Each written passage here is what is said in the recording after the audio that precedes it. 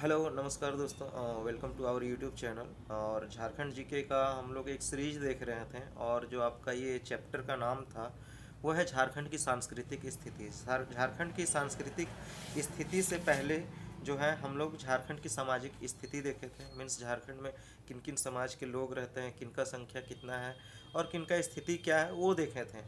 तो वो अगर आप देखना चाहते हैं, समझना चाहते हैं, बारी बारी से पेन और नोटबुक लेके अगर बैठेंगे तो आप उसको नोट भी कर पाएंगे। ठीक है, तो देखना चाहते हैं तो इसका सारा वीडियो जो है यूट्यूब पे अपलोड है, वहाँ पे जाके आप देख सकते हैं। ठीक है, अभी बात करेंगे हम लोग यहाँ पे झारखंड का जो लोक चित्रकला था ये चल रहा था। तो झारखंड का जो लोक चित्रकला है बेसिकली 7 चित्रकलाएँ हैं। पहला है सेल या गुफा चित्रकला, दूसरा है भित्ति चित्रकला, तीसरा है अल्पना चित्रकला, चौथा है पट्ट चित्रकला या इसी को जदो पटिया बोलते हैं, फिर है गोदना चित्रकला, फिर काष्ठ चित्रकला, फिर वैद्यनाथ चित्रकला। ठीक है, ये 7 चित्रकला है। इसी के बारे में हम लोग देखेंगे और समझेंगे कि बेसिकली ये होता क्या है। इसमें अगर बात करें तो भित्ति चित्रकला में 2 प्रकार की चित्रकलाएं आते हैं। पहला है कोहबर और दूसरा सोहराय। ठीक है, 3 है, एक है अरिप्पन है, उसके बारे में भी हम लोग जानेंगे। तो कोहबर, सोहराय और अरिप्पन, ये 3 टाइप्स हैं इसमें, किसमें, भित्ति चित्रकला में। राइट। तो सबसे पहला गुफा या सेल चित्रकला के बारे में हम लोग पढ़ चुके थे, और इसको जो हजारीबाग में है इसके बारे में भी हम लोग देखे थे, इसको समझे थे। और चतरा के टंडवा जिले में जो आपका है सरैया, मंडेर, राहम, ये सब स्थान के बारे में हम लोग देखे थे। देखिए बेसिकली क्या है कि आपको सभी चीज़ों के बारे में नॉलेज होनी चाहिए। अगर झारखंड जीके का अगर पढ़ाई कर रहे हैं, अगर आप जेपीएससी का एग्ज़ाम अगर देना चाहते हैं तो आपको बारी बारी से सभी चीज़ों को आपको समझना होगा। ठीक है, तो इसी में आगे बढ़ते हुए हम लोग गुफा या शैल चित्रकला के बारे में अध्ययन कर चुके थे। अब है भित्ति चित्रकला। तो भित्ति चित्रकला क्या है? ठीक है, भित्ति चित्रकला के बारे में हम लोग जानेंगे। भित्ति चित्रकला जो है, झारखंड में भित्ति चित्रकला मुख्य रूप से ऐतिहासिक काल में विकसित हुई थी। समझ रहे बात को, कि झारखंड में जो भित्ति चित्रकला है, भित्ति चित्र शैली मुख्य रूप से जो है ये कब हुआ था? ऐतिहासिक काल में विकसित हुई थी। माना जाता है कि इनका विकास जो है गुफा चित्रकारी से हुआ था। कहाँ से हुआ था? गुफा चित्रकारी से, ये माना जाता है। राइट।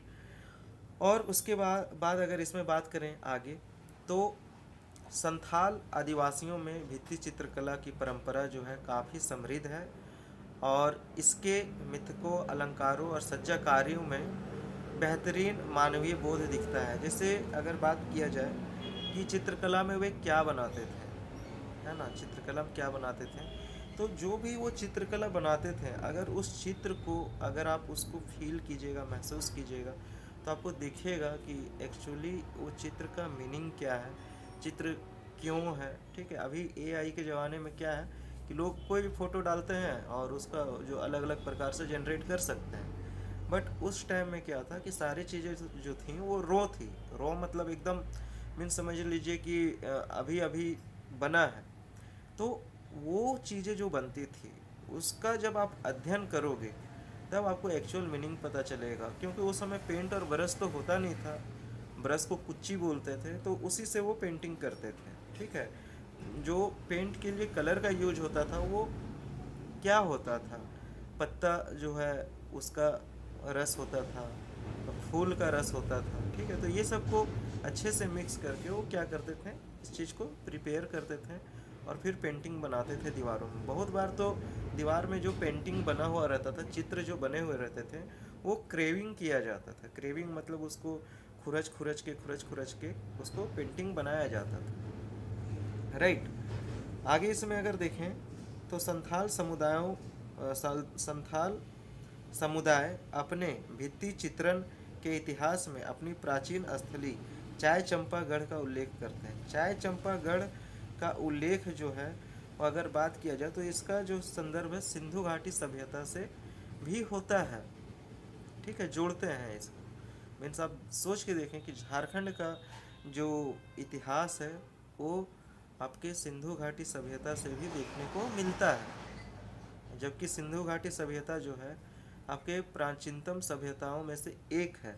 ठीक है, या सबसे प्राचीन सभ्यता जो है आपको इंडस वैली सिविलाइजेशन को ही मानते हैं। तो झारखंड का जो ये है संथाल समुदाय में जो पेंटिंग है, चित्रण है, इसमें ये चीज़ें आपको जो है देखने को मिलती है, राइट।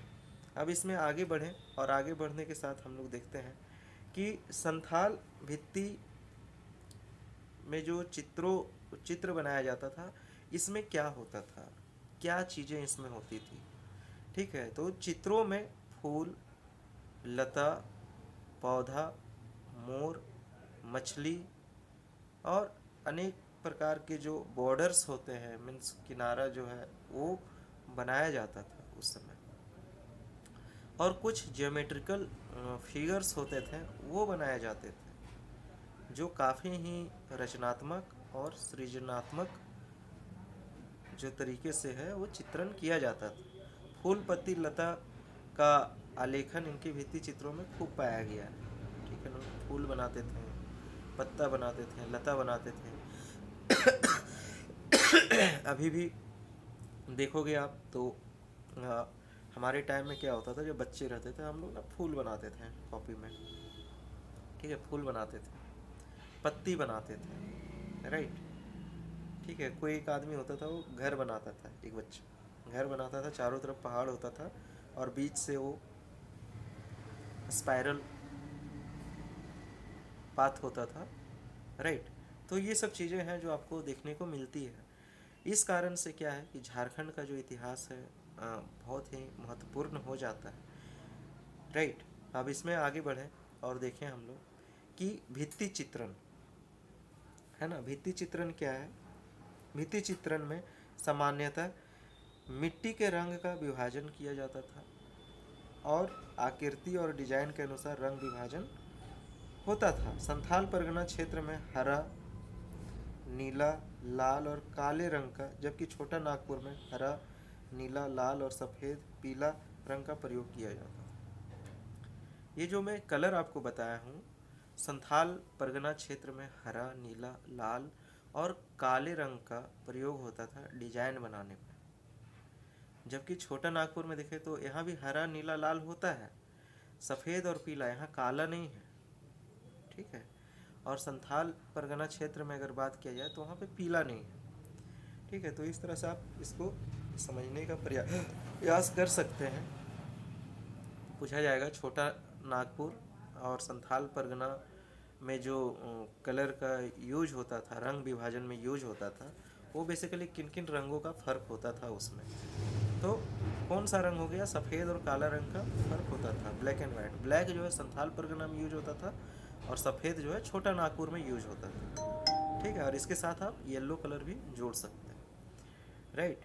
अब आगे इसमें बढ़ें तो संथाल और छोटा नागपुर क्षेत्र दोनों की भित्ति चित्रों में अनेक जो है विभिन्नताएं जो है वो देखने को मिलती है।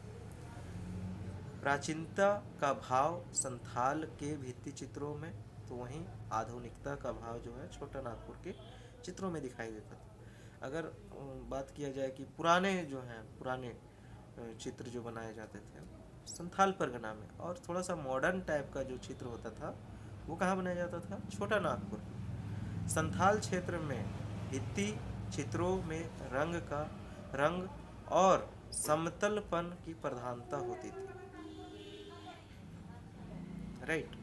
तो ये चीज़ें हैं आपके जो भित्ति चित्रकला है, आप इसको समझ सकते हैं। भित्ति मीन्स बेसिकली इसको दीवारों पे बनाया जाता था, ठीक है। और ये चित्रकला जो है वो शैल चित्रकला का ही एक रूप है, उसी से विकसित हुई है भित्ति चित्रकला, राइट। और भित्ति चित्रकला में बेसिकली अगर देखा जाए तो मुख्यतः ये 3 शैली है इसमें। कितना शैली है? 3। पहला जो है उसको बोलते हैं कोहबर चित्रकला, दूसरा जो है सोहराय चित्रकला और तीसरा जो है अरिपन चित्रकला।